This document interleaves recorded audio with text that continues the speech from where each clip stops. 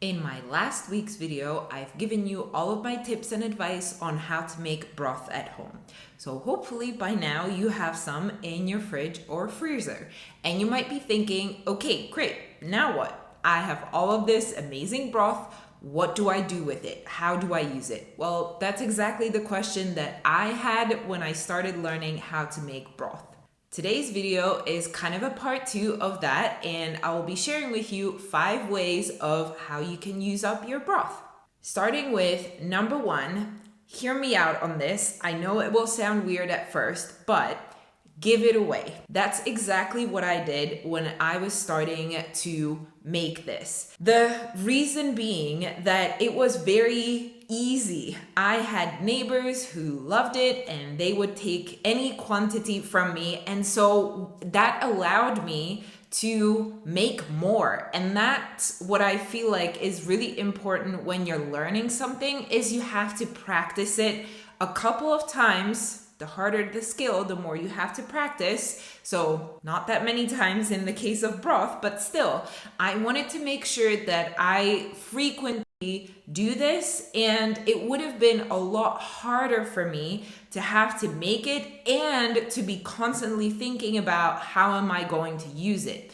And so by giving it away, what that allowed me to do is to practice making broth at first and kind of learning this first phase of it, let's say, before continuing with the next one, which was learning how do I use it in my cooking. And so if you have someone like a neighbor, a friend, maybe your parents live close by, see if you can just give some to them so that you can practice making more. Plus, it's just so nice to be able to give someone something nice to eat like broth, and they might in exchange give you some ideas on how to use it as well. Number 2 on how to use broth is to drink it. Now, that's not something that I have ever personally done, but I have heard so many people talk about that they just drink the liquid itself, like no additions to it. Once you strain it from the pot where you're making it,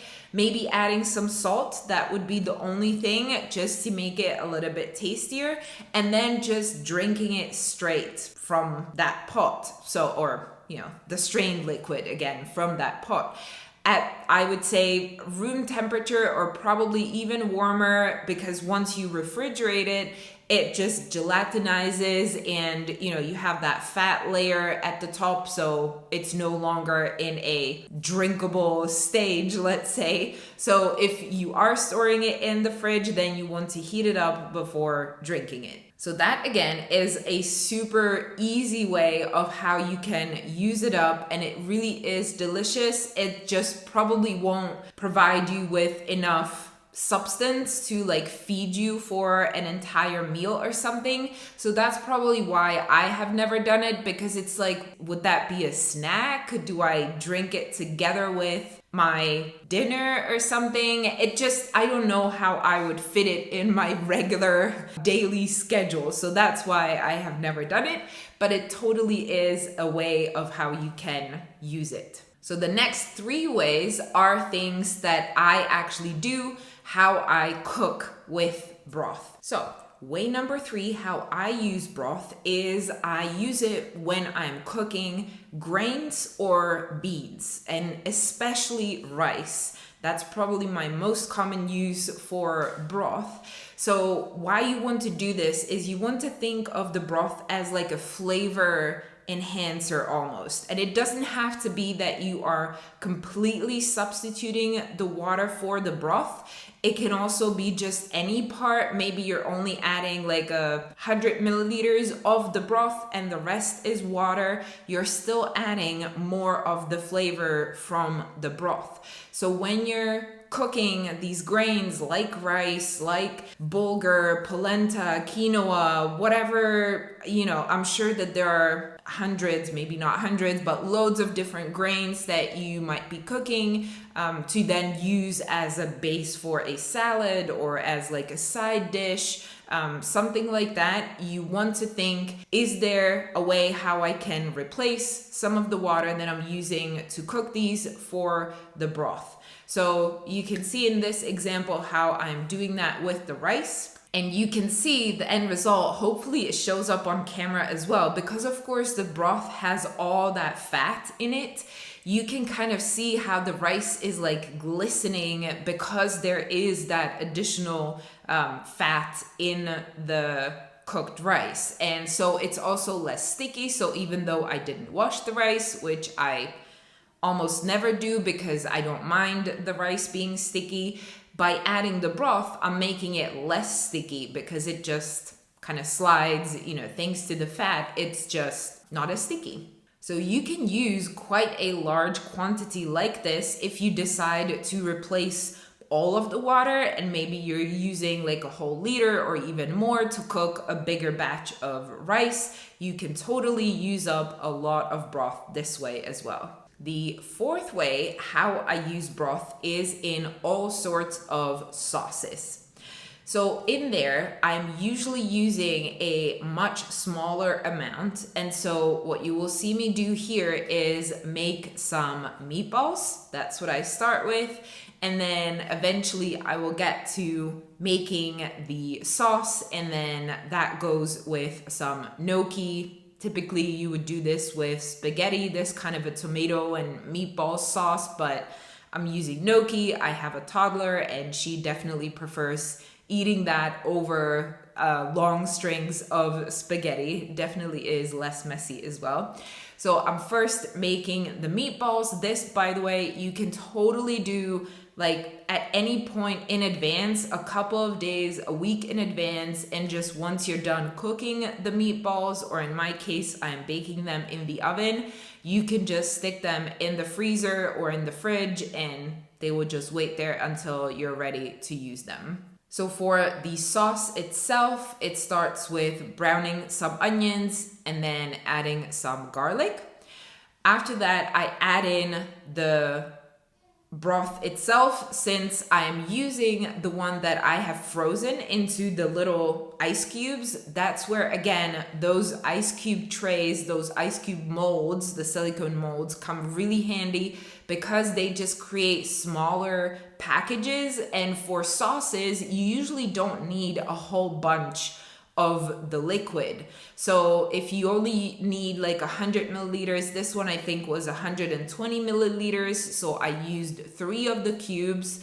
But again, if maybe you find a recipe for a sauce that calls for some water in there, see if you can replace that water with broth instead. Again, it just adds more flavor to the dish. So I was adding the broth. Actually, I guess I've done the tomato paste before adding the broth because I wanted to brown the tomato paste a little bit. So I did that, then added the broth, had it kind of unfreeze or thaw in the pan itself, and then added all of the remaining ingredients like the chopped tomatoes, the oregano, some red wine, some salt. I believe that was it for this sauce. And then just letting it boil for about 30-ish minutes. And then it was time to serve dinner. And then for the last way how I use broth, number 5, is for soups. And this is where you will get to use the biggest quantities of the broth, because usually, or at least in my case, if I am making soup, I'm making like a whole pot of soup. So always at least like 1 liter of the liquid is needed, if not more. So that's how you get to go through a lot of the broth that you have. And I'm thinking about doing another video on like how do I build a soup, how do I make a basic soup from broth, because there is kind of a framework to it. There is usually some vegetables, some meat in it, or some kind of protein, the liquid, and some spices, and it can be really, really easy. So in this case, it's exactly what I have done. Some vegetables, I've used the meat that I actually originally cooked for this broth as well. And so it came together very easily. You want to brown the vegetables a little bit before using them, but that really is the only thing that I kind of pay attention to. The one thing that you want to keep in mind is that your broth unless you have added salt when you were making the broth, it's not salted, it's not seasoned, and so you want to make sure that you do that before you are, of course, serving your soup.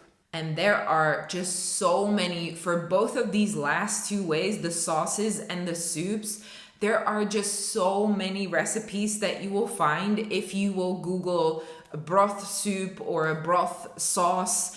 I'm sure that there will be tons of results coming up and tons of different ways how you can use it in those two instances. So you will be able to get a lot of inspiration from those, I'm sure. And that was my list. Let me know down in the comments if there is something else that I haven't mentioned, how you use broth in your kitchen. I'm always on the lookout for new ways to use it because I do like making it and having it at home.